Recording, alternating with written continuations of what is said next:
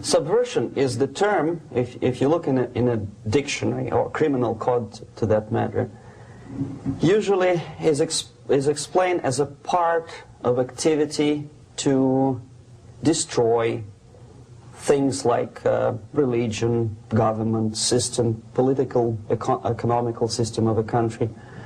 And usually it's linked to espionage and such romantic things as blowing up bridges, sidetracking trains, cloak and dagger activity in Hollywood style.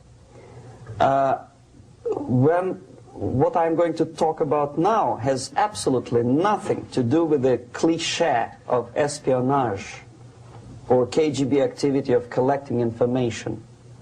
So the greatest mistake or misconception, I think, is that whenever we are talking about KGB, for some strange reason, starting from Hollywood movie makers to professors of political science and quote-unquote experts on Soviet affairs, or Kremlinologists as they call themselves, they think that the most desirable thing for Andropov and the whole KGB is to steal blueprints of some supersonic jet, bring it back to Soviet Union and sell it to the Soviet military-industrial complex. It's only partly true. If we take the whole time, money, and manpower that the Soviet Union and KGB in particular spends outside of USSR border, we will discover, of course there are no official statistics unlike with CIA or FBI, that the espionage as such occupies only 10 to 15% of money, time, and manpower. 15% of the activity of KGB. The rest, 85%, is always subversion. And unlike a dictionary of English, Oxford Dictionary, subversion in Soviet terminology means always a destructive, aggressive activity aimed to destroy the country, nation, or geographical area of your enemy. So there's no romantics in there, absolutely. No blowing up bridges, no microfilms in Coca-Cola cans, nothing of that sort. No James Bond nonsense. It's most of this activity is overt, legitimate, and easily observable if you give yourself time and trouble to observe it. But according to the law and law enforcement systems of the Western civilization, it's not a crime. Exactly because of misconception, manipulation of terms. We think that subverter is a person who is going to blow up our beautiful bridges. No. Subverter is a student who comes for exchange, a diplomat, an actor, an artist, a journalist like myself was 10 years ago. Now, subversion is an activity which is a two-way traffic. You cannot subvert an enemy which doesn't want to be subverted. If you know history of Japan, for example, before 20th century, Japan was a closed society. The moment a foreign boat comes to the shores of Japan, the Imperial Japanese Army politely tells them to get lost. And if American salesman comes to the shore of Japan, let's say 60 or 70 years from now back, and says, oh, I have a very beautiful vacuum cleaner for you, with the good financing, he says, please leave us, we don't need your vacuum cleaner. If they don't leave, they shoot them to preserve their culture, ideology, traditions, values intact. You were not able to subvert Japan. You cannot subvert Soviet Union because the borders are closed. The media is censored by the government. The population is controlled by the KGB and internal police. With all the beautiful glossy pictures of Time magazine and Magazine America, which is published by the American Embassy in Moscow, you cannot subvert Soviet citizens because the magazine never reaches Soviet citizens. It's collected from the newsstands and thrown to garbage can. Subversion can be only successful when the initiator, the actor, the agent of subversion has a responsive target. It's a two-way traffic. United States is a receptive target of subversion.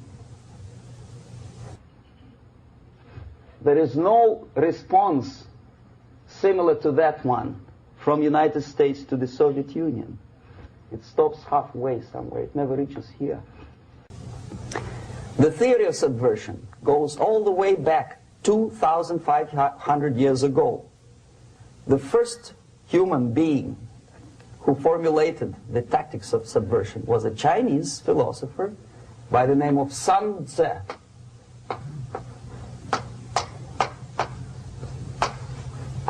2,500 years BC. He was an advisor for several imperial courts in ancient China. And he said, after long meditation, that to implement state policy in a warlike manner, it's the most counterproductive, barbaric, and inefficient to fight on a battlefield. You know that war is continuation of state policy, right? So if you want successfully to implement your state policy and you start fighting, this is the most idiotic way to do it. The highest art of warfare is not to fight at all,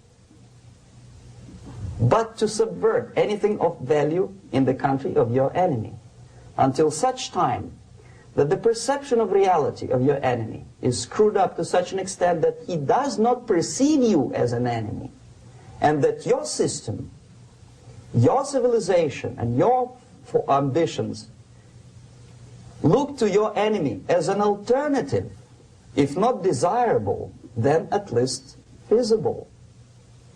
Better red than dead. That's the ultimate purpose, the final stage of subversion, after which you can simply take your enemy without a single shot being fired, if the subversion is successful. This is basically what subversion is. As you see, not a single mentioning of blowing up bridges. Of course, Sun Tzu didn't know about blowing up bridges. Maybe there were not that many bridges at that time. But the basics of subversion is being taught to every student of KGB school in USSR and to officers of military academies.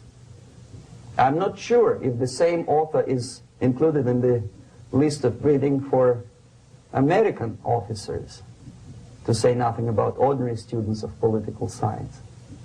I had difficulty to find the translation of Sun Tzu in the library of a university in Toronto and later on here in Los Angeles.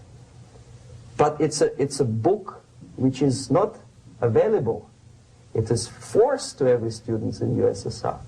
Every student who is taught to be dealing further in his future career with foreigners. What subversion is? Basically, it consists of 4 periods, time-wise. If we start from here and go this way, time, right? This is the beginning point. The first stage of subversion is the process which is called, basically, demoralization. It says for itself what it is.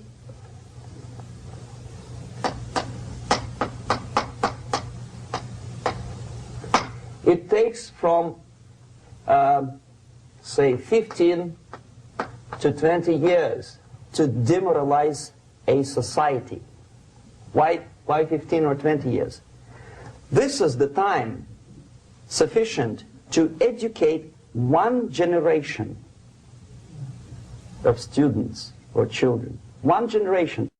One lifetime span of a person, a human being, which is dedicated to study, to shaping up the outlook, ideology, personality. No more, no less. Usually it takes from 15 to 20 years. What it includes? It includes influencing, or by various methods, infiltration, propaganda methods, direct contacts, doesn't really matter. I will describe them later. Of various areas where public opinion is formulated or shaped. Religion, educational system, social life, administration, law enforcement system, military, of course, and labor and employer relations, economy. Okay? 5 areas. I will not write them down because we will not have enough space. Sometimes when I describe all the methods, students ask me question, are you sure this is the result of the Soviet influence? Not necessarily. You see, the tactic of subversion, about which I'm talking, is similar to the martial art, the Japanese martial art. If some of you are familiar with that tactic, probably you will remember that if an enemy is bigger and heavier than yourself, it would be very painful to resist his direct strike. If a heavier person wants to strike me in the face, it would be very naive and counterproductive to stop his blow. The Chinese and Japanese judo art tells us what to do. First to avoid the strike, then to grab the fist and continue his movement in the direction where it was before, right? Until the enemy crashes in the wall. You see? So, what happens here? The target country obviously does something wrong. If it's a free democratic society, there are many different movements within the society. There are obviously, in every society, there are people who are against this society. They may be simple criminals, ideologically in disagreement with the state policy, conscientious enemies, simply psychotic personalities who are against anything. Right? And finally, there are a small group of agents of a foreign nation, bought, subverted, recruited. Right? The moment all these movements will be directed in one direction, right? This is the time to catch that movement and to continue it until the movement forces the whole society into collapse, into crisis, right? So that's exactly the martial art tactic. We don't stop an enemy. We let him go. We help him to go in the direction we want them to go. Okay? So, on the stage of demoralization, obviously there are tendencies in each society, in each country, which are going to opposite direction from the basic moral values and principles. To take advantage of these movements, to capitalize on them, is the main purpose of the originator of subversion.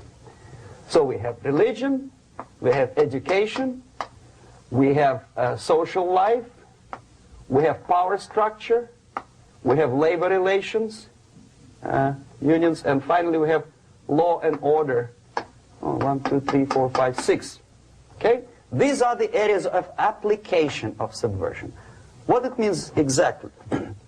In case of religion, destroy it, ridicule it, replace it with various sects, cults, which bring people's attention, faith, whether it is naive, primitive, doesn't really matter. As long as the basically accepted religious dogma is being slowly eroded and taken away from the supreme purpose of religion, to keep people in touch with the supreme being, that serves the purpose. Therefore, replace it, accepted, respected religious organizations with fake organizations. Distract people's attention from the real faith and attract them to various different faiths. Education. Distract them from learning something which is constructive, pragmatic, efficient. Instead of mathematics, physics, foreign languages, chemistry, teach them history of urban warfare, natural food, home economy, your sexuality, anything, as long as it takes you away, okay, Social life. Replace traditionally established institutions and organizations with fake organizations. Take away the initiative from people. Take away the responsibility from naturally established links between individuals, group of individuals, and society at large, and replace them with artificially, bureaucratically controlled bodies. Instead of social life and friendship between neighbors, establish social workers institutions. People who are on payroll of whom? Society? No. Bureaucracy. The main concern of social workers is not your family, not you, not social relations between groups of people. The main concern is to get the paycheck from the government. What will be the result of their social work doesn't really matter. They can develop all kind of concepts to show to the government and to the people that they're useful. Okay. Away from the natural links. Power structure. Okay. The natural bodies of administration, which are traditionally either elected by people at large or appointed by elected leaders of society, are being actively substituted by artificial bodies. The bodies of people, groups of people, whom nobody elected. Never. As a matter of fact, most of the people don't like them at all, and yet they exist. One of such group is media. Who elected them? How come they have so much power? Almost monopolistic power on your mind. They can rape your mind. But who elected them? How come they have a nerve to decide what is good and what is bad for the elected by you, president, and his administration? Who the hell are they? Spiro Agnew, who was hated by the liberal left, called them a bunch of enfeebled snobs. And that's exactly what they are. They think they know. They don't. The level of mediocrity. In a big establishment like New York Times, Los Angeles Times, major television network, you don't have to be excellent journalist. You have to be exactly a mediocre journalist. That's easier to survive. There's no competition anymore. You have your good, nice income, $100,000 a year. That's it. Whether you are better or worse doesn't really matter anymore. As soon as you're smiling to the camera and do your job. That's it. No more competition. Power structure slowly is eroded by the bodies and groups of people who do not have neither qualification nor the will of people to keep them in power, and yet they do have power. Okay. Together with that, there is another process. Law enforcement, law and order organization and structure is being eroded.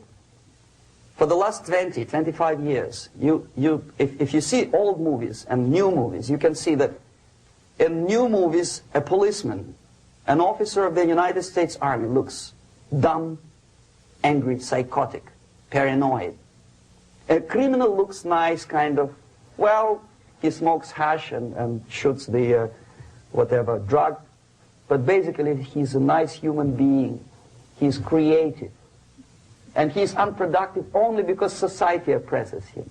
Whereby a general of Pentagon is always, by definition, a war maniac. A policeman is a pig, rude policeman. He abuses his power. You know? A generalization like that. The hatred, the mistrust to the people who are supposed to protect you and enforce law and order. Moral relativity. The Angelo Buono process lasted 2 years in Los Angeles. And yet there are still some lawyers who say, look, he's a nice character, as a matter of fact. There was some witness who said, also a criminal, who said, well, he's a nice guy. I asked him one day to burn a house of my enemy, and he wouldn't do it. He's a nice fellow. Erosion. A slow substitution of basic moral principles, whereby a criminal is not a criminal, actually. He's a defendant. Even if his guilt is proven, there is still a doubt to kill or not to kill, to be or not to be. Thou shalt not kill, yes, but this line may not necessarily be applicable to a murderer. Thou shalt not murder. That should be the presumption, not that thou shalt not kill. Okay, labor relations. At this stage, within 15 to 20 years, we destroy the traditionally established links of bargaining between employer and employee. The classical Marxist-Leninist theory of natural exchange of goods. A person A has 5 sacks of grain and person B has 5 pairs of shoes. And the natural exchange without money is when they bargain between each other. And only with the introduction of the third force, C, an entirely third foreign stranger who says, no, don't give him 5 sacks of grain, give it to me, and you give me your 5 pairs of shoes, and I will distribute it accordingly, so that the economy will go. This is the death of natural exchange, death of natural bargaining. Well, trade unions were established 100 years ago. The objective was to improve working conditions and to protect the rights of workers from those employers who were abusing their right because they had more money. Objectively, at that time, initially, the trade union movement did work. What we see now is that the bargaining process is no longer resulting in the compromise, which is leading objectively to betterment of working conditions and increase of salary. What we see is that after each prolonged strike, the workers lose. Even if they have 10% increase of their salaries, they cannot catch up due to inflation and due to missed time. More than that, millions of people suffer from that strike because economy now is interdependent. It's intertwined like one body. If previously steel workers, say 100 years ago, could strike and nobody would suffer, now it's impossible anymore. If a garbage collector strikes today, the rest of the multi-million city is stinking. I mean, there's no more service. In Quebec, for example, we had the electricians who were on strike in the middle of winter. You can freeze your bottom, and they still were on strike. Did they catch up with the salary? No, they lost. Who benefited? The leaders of trade unions. What is the motivation for strike? Improving of a workers' condition? No, obviously it's not. Then what is it? Ideology. To prove to these capitalists. And the obedient horde of workers, like sheep, follow these people. And they cannot disobey. Why? Because if they do, you know what happens to them. Pickets, murders, shooting truck drivers by picketers. In Montreal, for example, I saw with my own eyes when I was correspondent of CBC International, Canadian Broadcasting Corporation, when the workers of aircraft factory destroyed computers and the equipment in the factory. And the administration employed strike breakers. Their cars were turned upside down and burned. Their houses were burned. Their kids were intimidated. And some victims were there. Of that you can be sure. Why? To improve conditions of workers? No. Ideology. Okay, so this is what happens basically. It may or may not happen without the help of the Soviet Union. But the natural tendencies are being greatly taken advantage of and capitalized by the Soviet propaganda systems. How? Whenever trade union strikes, we have influx of propaganda, mass media, ideological dissemination. The workers' right, and we repeat it like parrots. Yes, workers' right. Whose rights? Workers? No. The only freedom of worker to sell his labor according to his own desire and will is taken away from him. By whom? By trade union boss. Unlimited power is given. Responsibility. I want to sell my labor not for $2.50 an hour, but for $2. I don't have right. My freedom is denied to me. I know that if I sell my work for $2 an hour, not for $3 an hour, I will compete better with the other guy who is lazy and more greedy. I don't need $3. I need only $2. No, I was made to believe by media, by business, by advertising agencies that I need more and more and more. Have you ever heard any advertising on TV to consume less? No. No way. Whether you need a six-cylinder car or not, you have to buy it. And hurry up. When I was driving here, on the local radio station, an excited announcer said, "You hurry up, rush and save, save, save. There is a pantyhose sale." Save by buying more. See? Of course.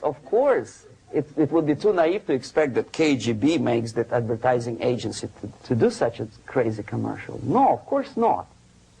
But what we did when I was working for Novosti Press, we would snow plow editorial offices, student organizations, religious groups with literature of class struggle.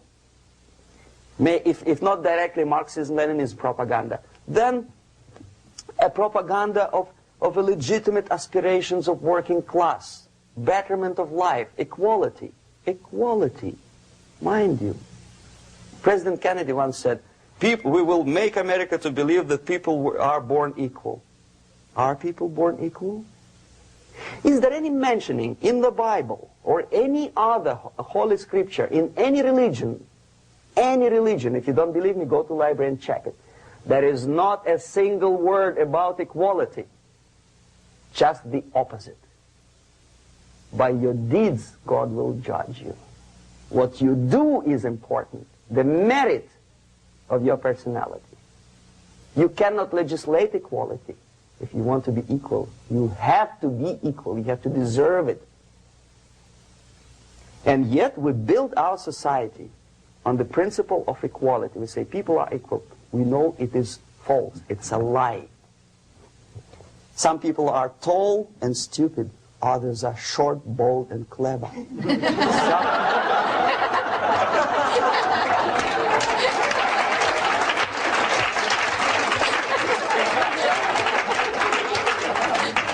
If we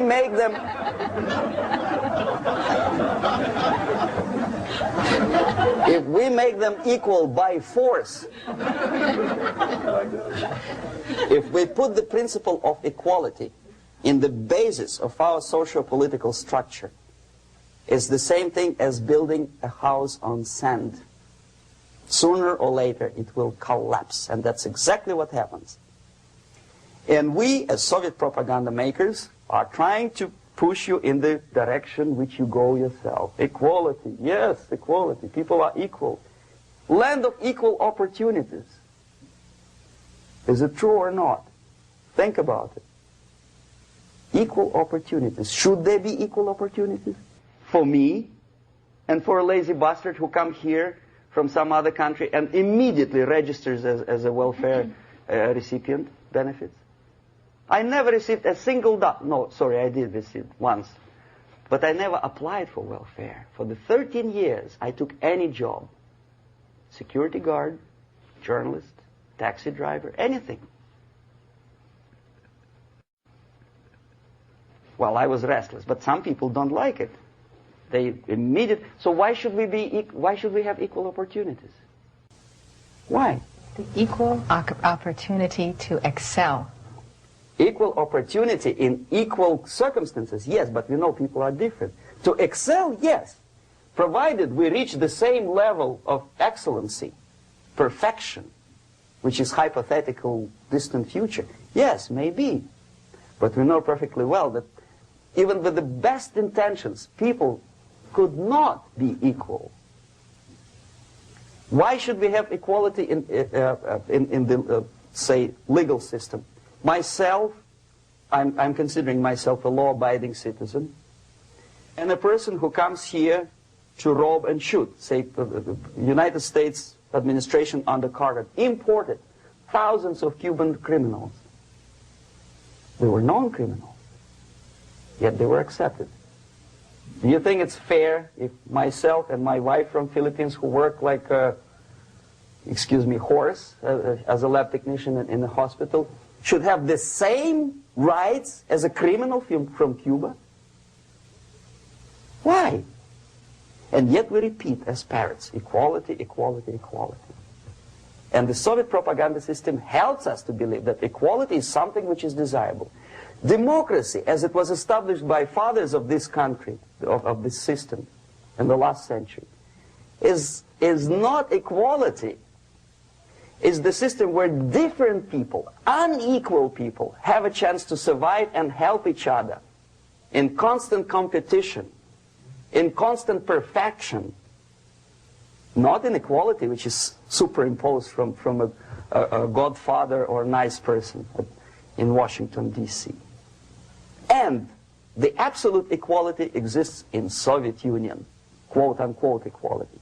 Everybody is equal in dirt, except some people are more equal than the others in Politburo.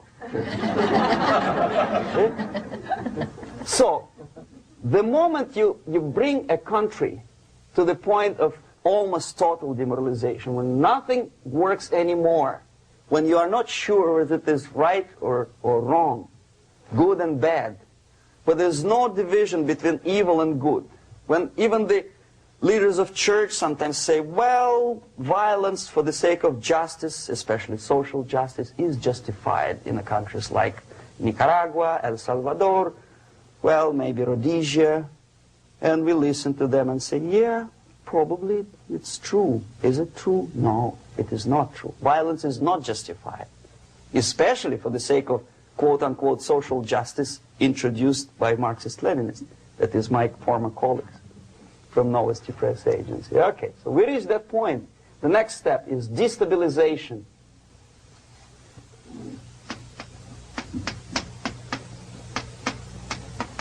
Again, this word says for itself what it is. To destabilize all the relations, all the accepted institutions and organizations in a country of your enemy. How you do it?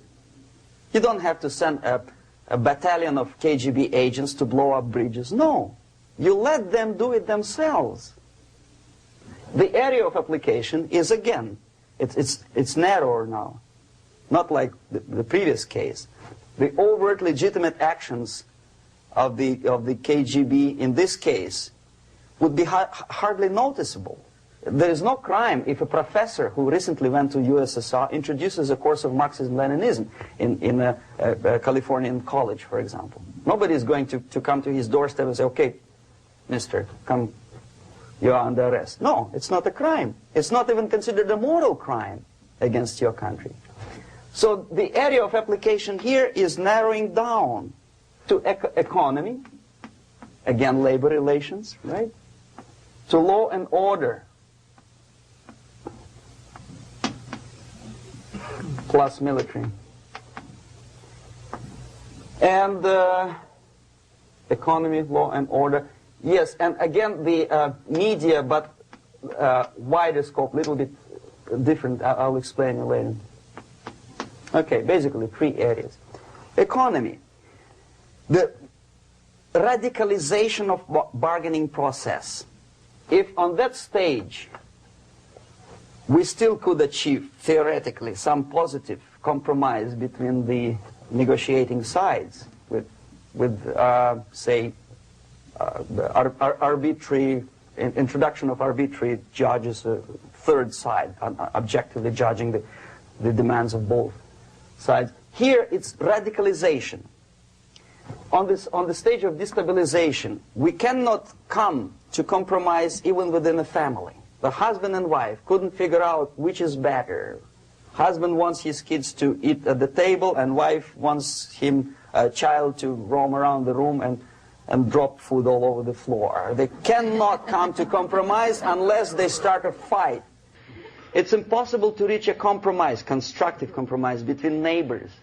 Some people say, I don't like you to watering your lawn at that time because exactly at that time I'm walking my dog and he's getting nervous.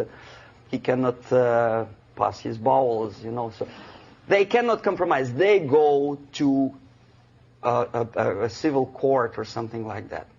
Radicalization of human relations. No more compromise. Fight, fight, fight.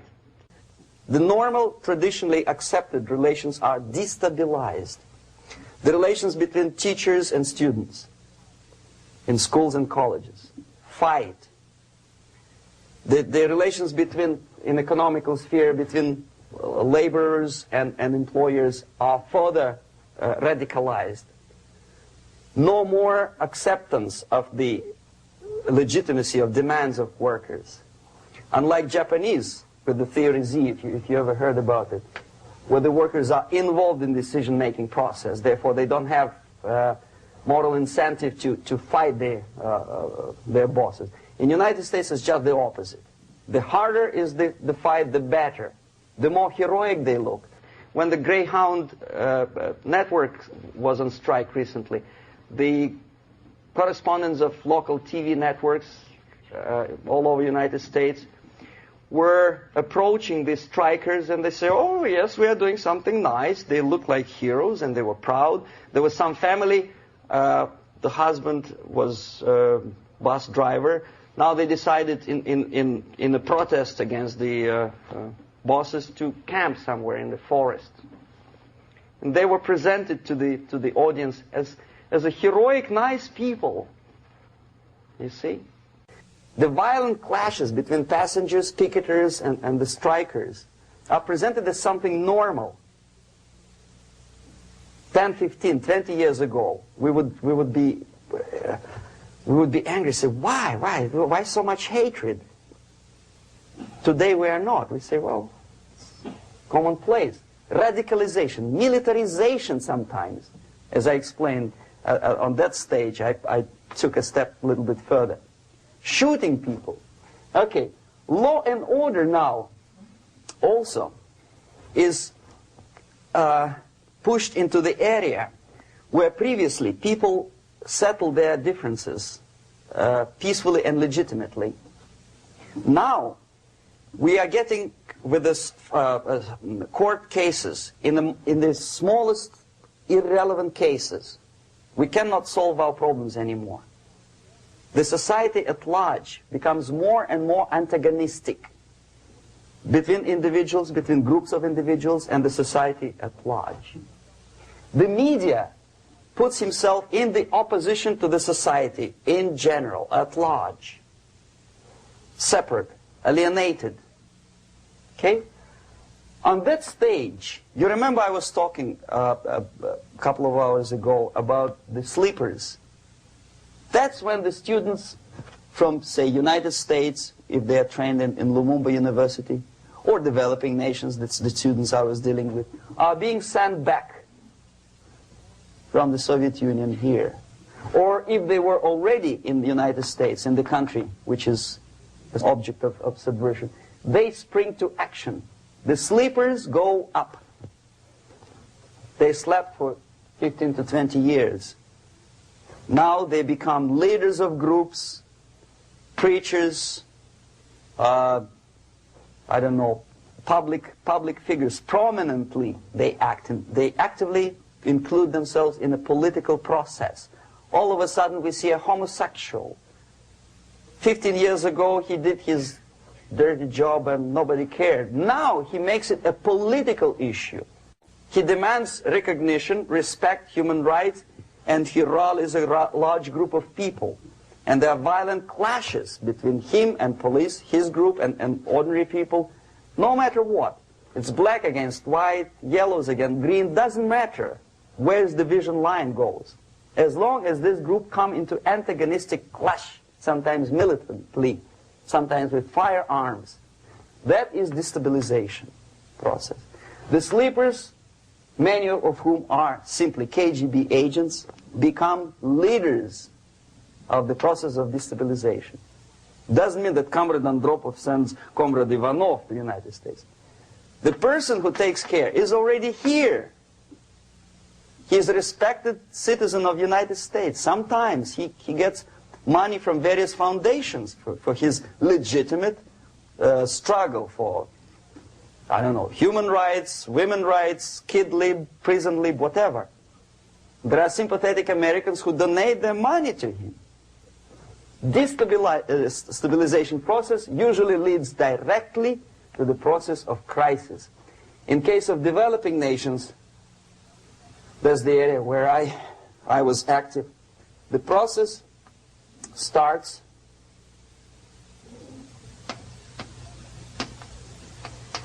when the legitimate bodies of power, the social structure collapse. It cannot function anymore.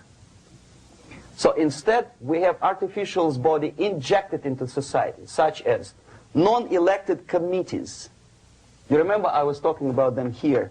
Social workers who are not elected by people, media who are self-appointed rulers of your opinion, some strange groups which claim that they know how to lead society forward. They don't usually. All they care is how to collect donations and sell their own concocted ideology, mixture of religion and ideology. Here, we have all this artificial body claiming power. If the power is denied to them, they take it by force. In case of Iran, for example, all of a sudden we have revolutionary committees. What kind of revolution? There was no revolution yet, and yet they had the committees. They were taking power of judgment. They had the power of execution, they had the power of legislation, and that they had the power of judicial. All of them combined in one person, who is half-baked intellectual, sometimes graduated from Harvard University or Berkeley.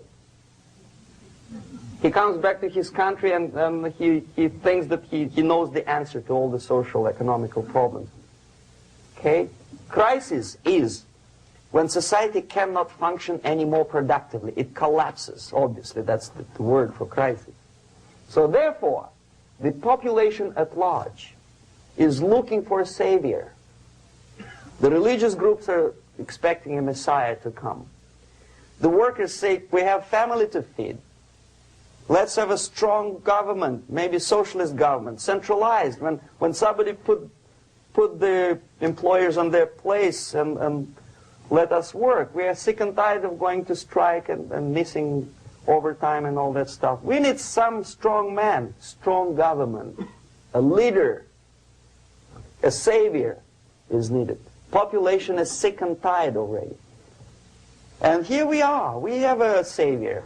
Either a foreign nation comes in, or the local group of leftists, Marxists, no matter what they call themselves, Sandinista, a reverend or some sort, Bishop Muzureva, like in Zimbabwe, doesn't matter. A savior comes and says, I will lead you. So we have two alternatives here. Civil war and invasion. Okay? See how it goes? Civil war, we know what it is. Lebanon is the best example.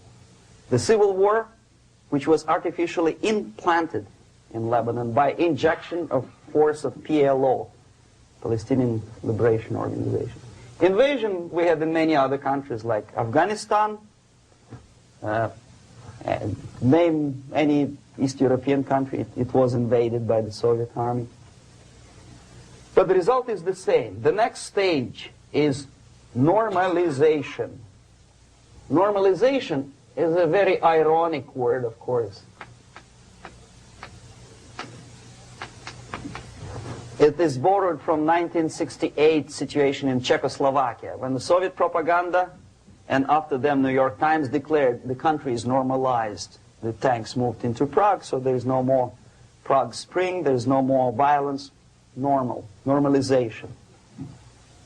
At that stage, the self-appointed rulers of the society don't need any revolution anymore. They don't need any radicalism anymore. So this is the reverse from destabilization. Basically, it is stabilizing the country by force. So all these sleepers and activists and social workers and liberals and homosexuals and professors and Marxists and Leninists are being eliminated. physically sometimes. They've done their job already. Okay? They are not needed anymore. The new rulers need stability to exploit the nation, to exploit the country, to take advantages of the victory. Okay? So no more revolutionaries, please. And that's exactly what happens in a number of countries. You remember Bangladesh? This is the crisis in which I was instrumental. First they had Mujibur Rahman. In 1971, he was the leader of People's Party, Awami League, with mustache like Stalin. He was in Russia many times. In 5 years, he was shot by his former colleagues, Marxists. He fulfilled his function. In Afghanistan, it happened 3 times. First there was Taraki, then there was Amin, now there's Babrak Karmal. They killed each other successively, one after another. The moment he fulfills his duty, the first one demoralized country, the second destabilized, the third one brought it to crisis. Goodbye, comrades. Babrak Karmal comes from Moscow and put into the seat of power. Same thing happened in Grenada recently. Maurice Bishop, Marxist, was killed by Austin, what's his name, General something, who was also a Marxist. Right? So no more revolutions, please. Normalization now. From now on, no more strikes, no more homosexuals, no more women lib, no more kid lib, no more lib, period. A good, solid, democratic, proletarian freedom. That's it. Now, to reverse this process takes enormous effort. When today, United States had to invade Grenada to reverse the process of subversion. Some people say, boy, this is not good, it's not kosher to invade the beautiful country, island of Grenada. Well, why didn't you stop the process here, when Grenada was just approached by leftists? Why not to prevent Maurice Bishop to come in power in the first place? Did Grenadians want him? Very questionable. They didn't know who was Maurice Bishop in the first place. He came to power by coup d'etat himself. Okay? No, we let the situation develop further and further and further until the crisis and normalization very soon. And then the United States decided to invade country, discovering that the country was absolutely a military base for the Soviet Union. Of course it's a drastic measure. Of course it's a pity that Marine Corps had to lose, what, 17 lives. Very bad. Why not to stop the process before it comes to crisis? Oh no, intellectuals will not let you. It's interference into domestic affairs. They're very careful not to let American administration to interfere in domestic affairs of Latin American countries. They don't mind Soviet Union interfere in these affairs. Okay. So to reverse this process, from here, it takes only and always military force. No other force on earth can reverse this process at this point. At this point, it does not take military invasion of the United States Army. It takes strong action, like in Chile. A CIA covert involvement to prevent the savior from outside to come into power and to stabilize country before it erupts into civil war. Stabilize country before it erupts into civil war. Okay? Support the right-wing conservative forces. By money, by crooks or love, doesn't matter. Stabilize the country. Don't let the crisis develop into civil war or invasion. Oh no, your liberals will say it's against the law. The Congress will not appropriate money for covert actions of CIA. Why not? Should we wait till the normalization come and Soviet tanks land in Los Angeles airport? Now, at that point, at the point of destabilization, also the process could be reversed. Again, easily than this. No CIA involvement at this point. You know what it takes here? Restriction of some liberties for small groups which are self-declared enemies of the society. As simple as that. Oh no, the media and liberals will tell you this is against the American Constitution. How can we, by force, deny the civil rights to criminals, for example? It's not good. Okay? So we allow them to, okay, if you allow the criminals to have civil rights, go on and bring the country to the crisis. This is a bloodless way to do. Curb the rights. I mean, not to put them in prison. No, I'm not talking about putting all the gays from San Francisco in the concentration camp. Do not allow them to take political force. Do not elect them to the seats of power, whether it is municipality level, state level, or federal level. It has to be beaten in the heads of American voters that a person like that in the seats of power is an enemy.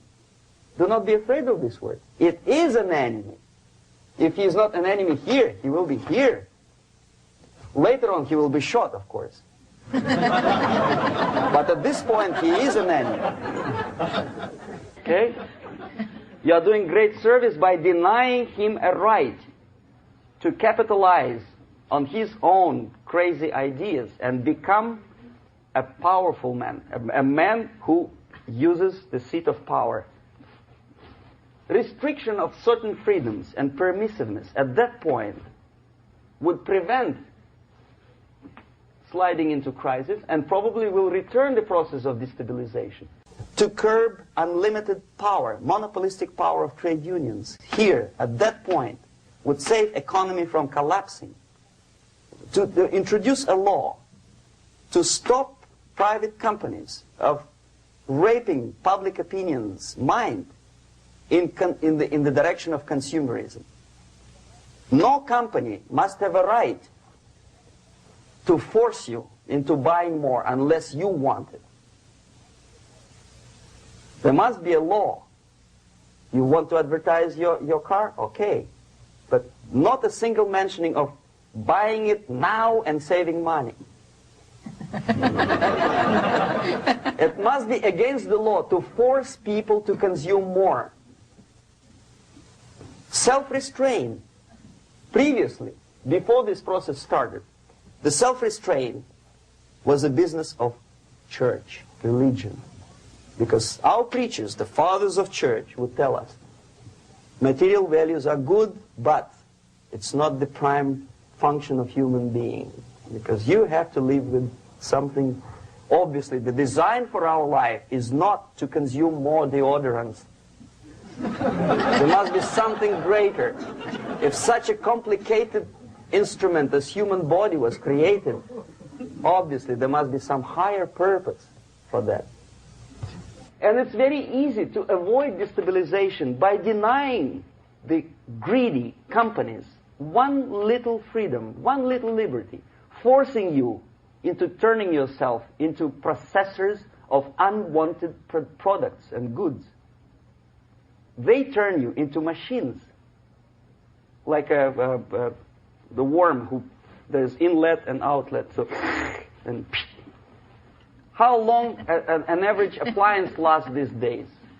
Less than a year. Why? Where's workmanship? Oh, we want you to buy more. Okay. Destabilization process could be easily overcome if, as I say, the society, by its own will or after persuasion by the leaders, will come to the idea of self-restraint. It's so hard, we want to consume more, but you have to.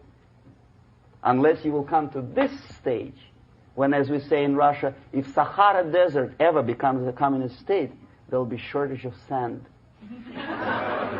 So you have to curb your... You have to curb your expectations at this point before it's too late. But no, we don't want to do it. Demoralization process. Again, it's the easiest thing to reverse. First of all, by restricting import of propaganda. The easiest thing to do. Unlimited, unrestrained import of Soviet literature, Soviet journalists, giving Soviet propaganda and ideological agitators equal time on American TV network. It has to be stopped.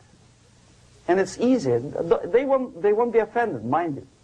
As a matter of fact, they will respect America more.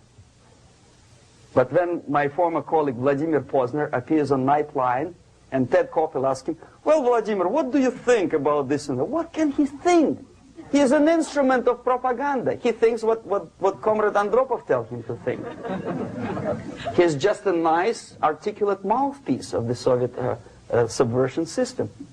And Ted Koppel makes you believe that my friend Vladimir Posner thinks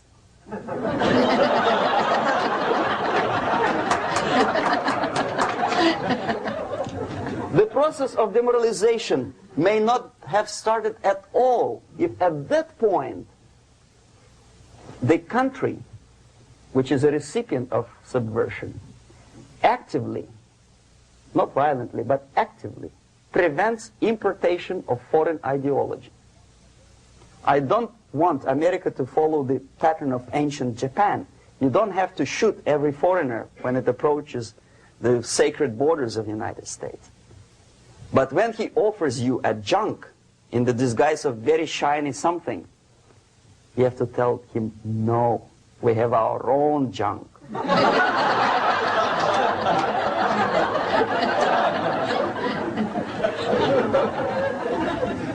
If at that point the society is strong, brave, and conscientious enough to stop importation of ideas which are foreign,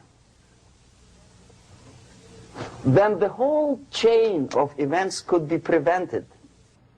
Recently I've been to Philippines, and I was shocked how in big cities like Manila, children listen to deafening music.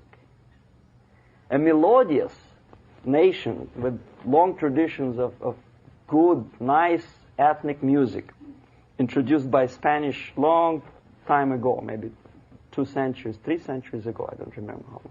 All of a sudden listen to musical garbage, blasting their radios at full blast, at full volume. Why?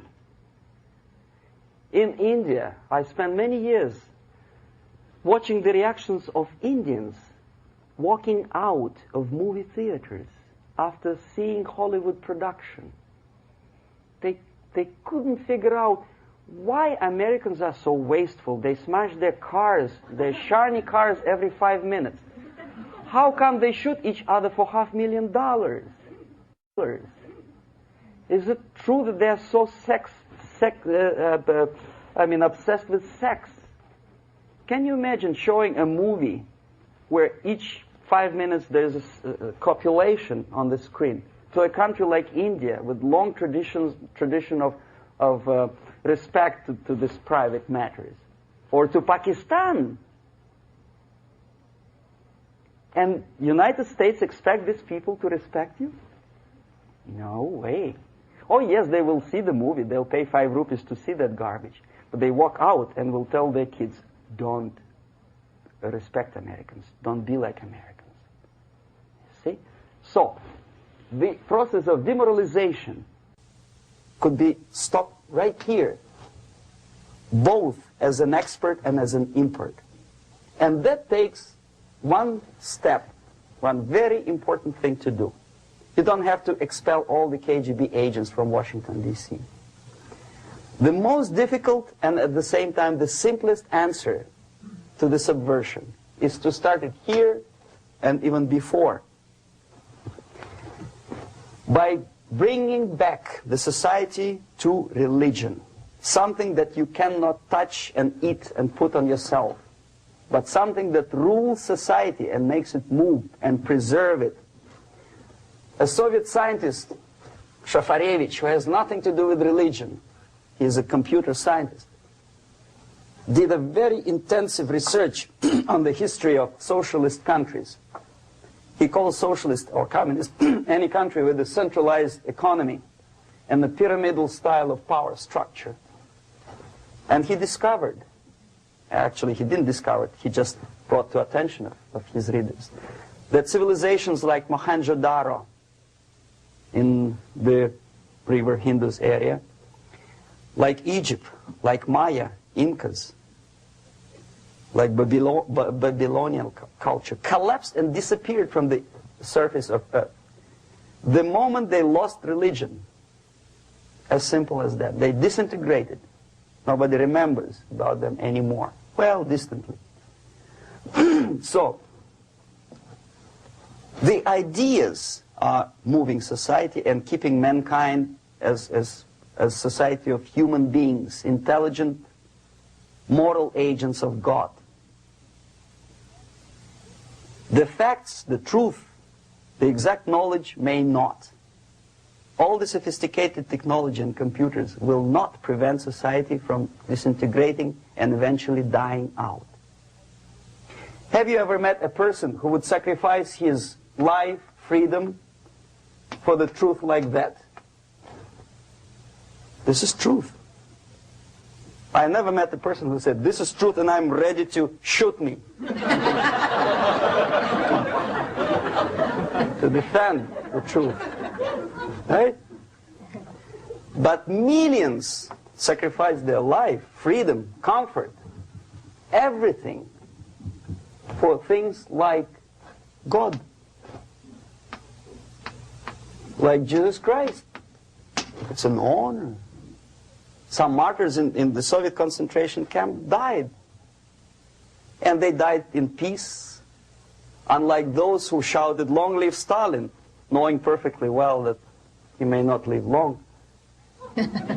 Something which is not material moves society and helps it to survive. And the other way around. The moment we turn into 2 by 2 is 4 and make it a guiding principle of our life, our existence, we die. Even though this is true, and this we cannot prove. We only can feel and have faith in it. So the answer to ideological subversion, strangely enough, is very simple. You don't have to shoot people, you don't have to aim missiles and Pershings and cruise missiles at Andropov's headquarters. You simply have to have faith and prevent subversion. In other words, not to be a victim of subversion. Don't try to be a person who in judo is trying to smash your enemy and being caught by your hand. Don't strike like that. Strike with the power of spirit and moral superiority. If you don't have that power, it's high time to develop it. And that's the only answer. That's it. Thank you.